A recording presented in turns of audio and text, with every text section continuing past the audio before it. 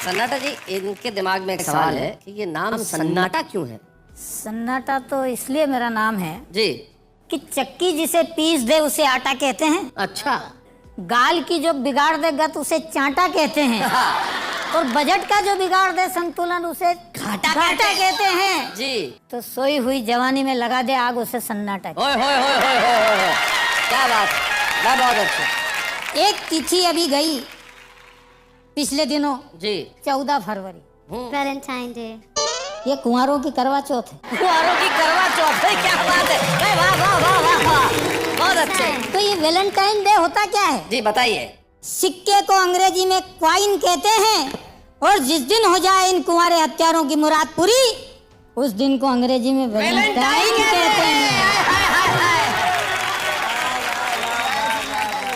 कुछ पंक्तियां और। जी। एक दल बदलू नेता, उसने दल बदला, उसकी पत्नी ने क्या किया? जी बताएं।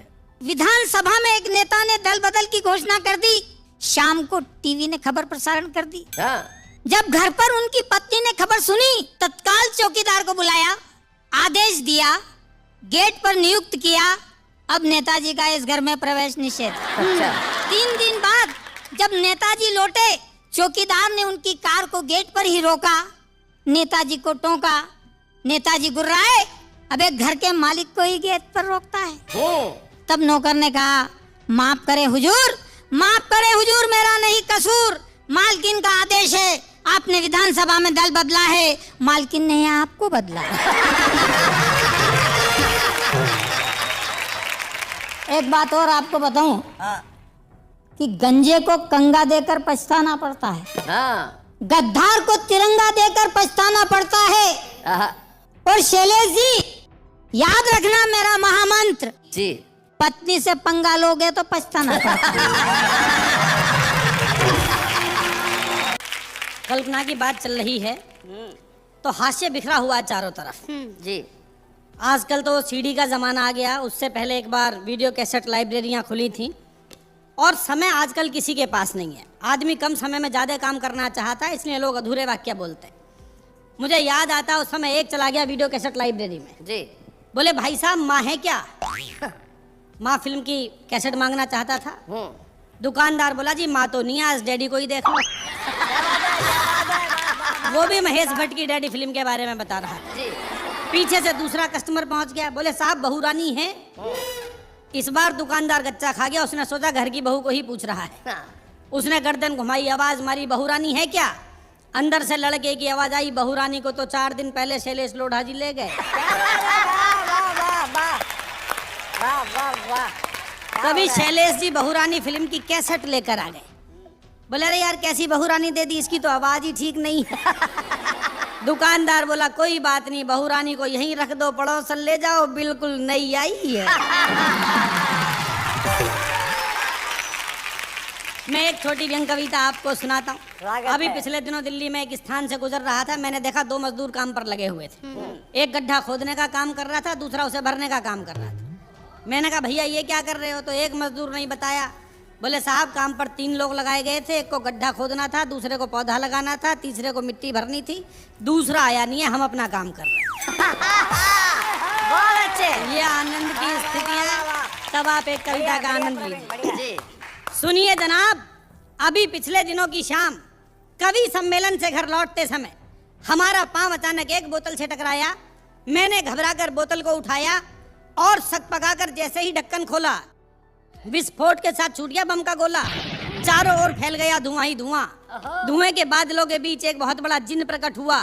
बोला आका आपने मुझे आजाद किया है, मैं जिंदगी भर आपकी जी हुजूरी करूंगा। जो भी मांगना चाहते हो मांग लो, मैं आपकी हर एक इच्छा पूरी करूंगा। मैंने कहा जिन्न महाराज, यदि करना ही है तो कर दो इतना सा काज, भारत की भूमि से भ्रष्टाचार भगा दो। जिन्न बोला मैं वापिस बोतल में घुस रहा हूँ, तुम ऊपर से ढक्कन लगा दो।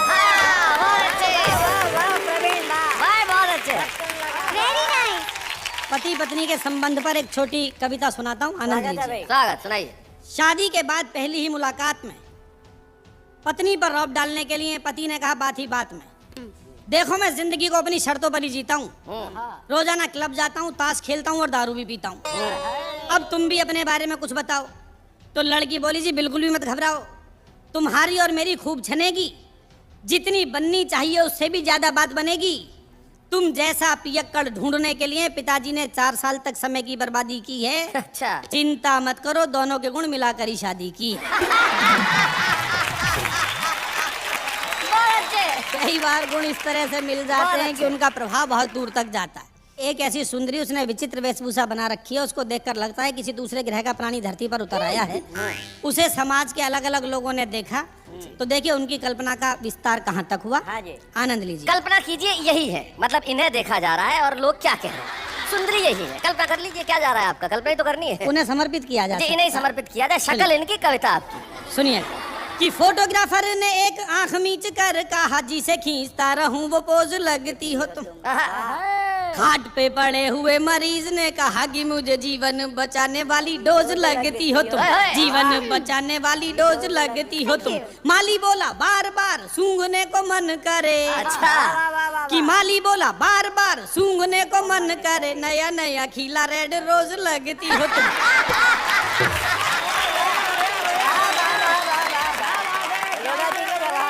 सुंदरी आगे बढ़ी और उसे एक शायर ने देखा कि शायर ने कहा क्यों ना तुम पे गजल कहूँ, शायरी का मुझको शबाब लगती हो तुम। जिसे देख कर मन मांसाहारी होने लगे, शाकाहारियों को वो कबाब लगती हो तुम, शाकाहारियों को वो कबाब लगती हो तुम।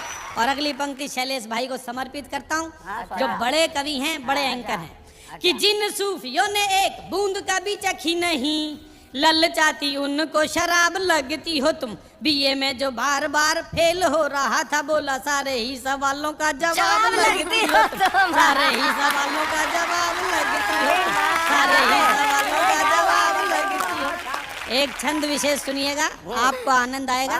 दुबे जी देखिएगा, बिल्कुल स्वागत है। कि शुगर के जितने मरीज मीठा छोड़ चुके, उनको जरूरी नमकीन लगती हो तुम।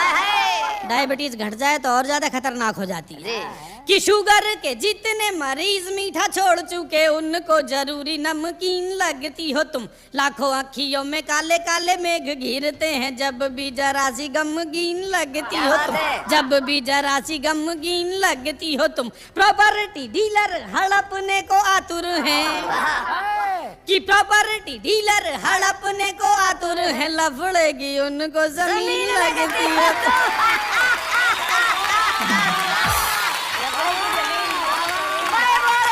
और अगली पंक्ति में समर्पित नहीं कर रहा हूँ, आप स्वयं समझ जाएंगे मैंने किसे समर्पित की है। अच्छा, कि प्रॉपर्टी डीलर हड़पने को आतुर हैं, लफड़े की उनको जमीन लगती हो तुम। खाट जिनकी खड़ी हुई है कई बरसों से, ऐसे खूसटों को भी हसीन लगती हो तुम, ऐसे खूसटों को भी हसीन लगती हो तुम, ऐसे खूसटों को भी हसीन। कल्पना का विस्तार देखिए कि कवि कहाँ तक सोचता है। हाँ भाई स्वागत है। कि तुम्हें देखते ही मन नाचने को करता है, मन का मयूर बोला घन लगती हो। वाह वाह वाह, घन मतलब बादल। बादल, आप जानते हैं कि बादलों को देखकर मोर का नाचने का मन करता है। कि तुम्हें देखते ही मन नाचने को करता है, मन का मयूर बोला घन लगती हो तुम। जिसके समीप आके शीतलता मिलती है, सर्पों को चंदन का वन लगती हो तुम, सर्पों को चंदन का वन लगती हो तुम। परेशान जिसे आए कर वाले करते हैं, कि परेशान जिसे आए कर वाले करते हैं, उसे एक नंबर का धन लगती हो तुम। नेता बोला मार दूंगा सबको तुम्हारे लिए, मुझको तो संसद भवन लगती हो, मुझको तो संसद भवन लगती हो, मुझको तो संसद भवन लगती हो, मुझको तो। भाई क्या बात है भाई, वाह वाह वाह।